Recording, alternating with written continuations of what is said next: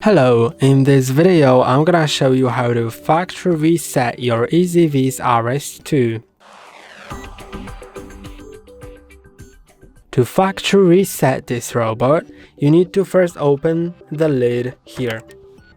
Then find the reset button. You'll need to press and hold it for 10 seconds. After 4 seconds you'll hear a beep that indicates the Wi-Fi connection reset, which shouldn't matter at this moment because you should keep holding for longer until it factory resets. So let's press and hold for 10 seconds. Here's the first beep.